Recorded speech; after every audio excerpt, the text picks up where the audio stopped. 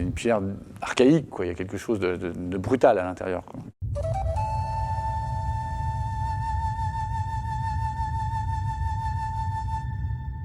Il y a une phrase dans le monde de la sculpture, enfin du Moyen-Âge, qui disait on dialogue avec le bois et on combat avec la pierre. Alors le granit, avec le basalte, c'est les deux pierres les plus dures existantes. Et évidemment, il y a un côté défi, quoi.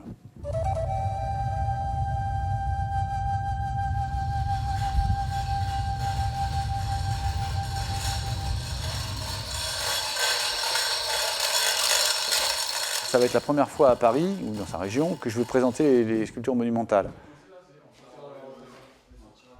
C'est 1 an et demi de travail, en fin de compte, qui vont... Enfin, c'est beaucoup plus qu'1 an et demi de travail, parce que c'est presque une rétrospective de mon temps de granit, puisque la plus vieille sculpture sera de 2001.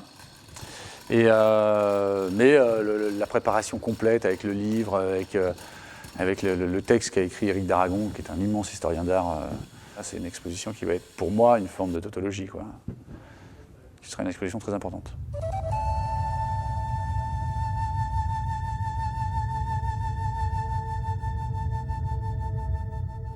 Le temps de montage et d'acheminement, c'est 3 semaines. Là, vous voyez, on est en train de mettre en palette les très grosses pièces qui ne peuvent rentrer que dans les smurmorques. L'implantation, elle va durer, pour cette partie-là, une dizaine de jours.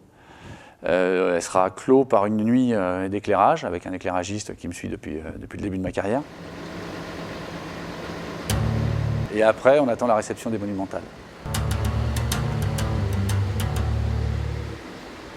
Pour les très grands volumes et les sculptures monumentales, j'interviens dans une carrière où des moyens industriels me sont donnés pour bouger les blocs. Et, voilà. Et là, on arrive à des blocs qui sont beaucoup plus importants, puisqu'ils peuvent aller jusqu'à 10, 12, 13, 14 tonnes.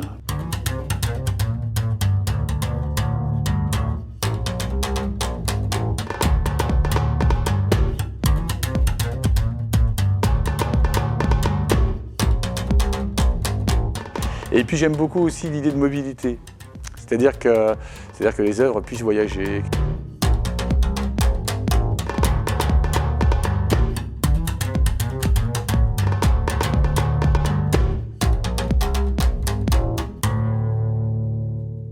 Il y aura plus de 100 œuvres, ce qui est énorme en sculpture et encore plus en pierre.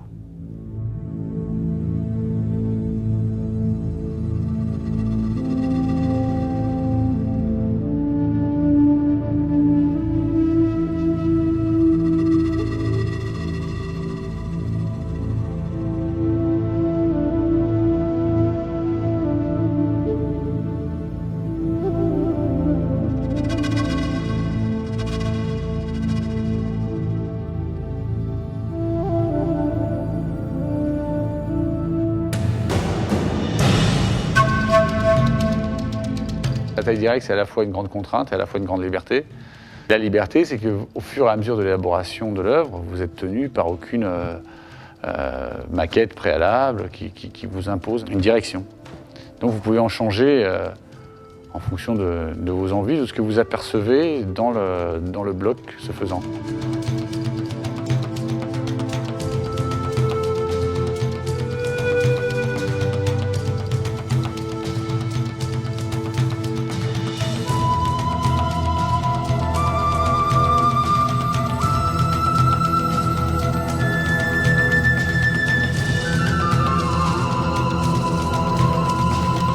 Une véritable présence, hein, et que l'aspect méditatif d'une sculpture vous demande toujours de penser autant de ce que vous ne voyez pas.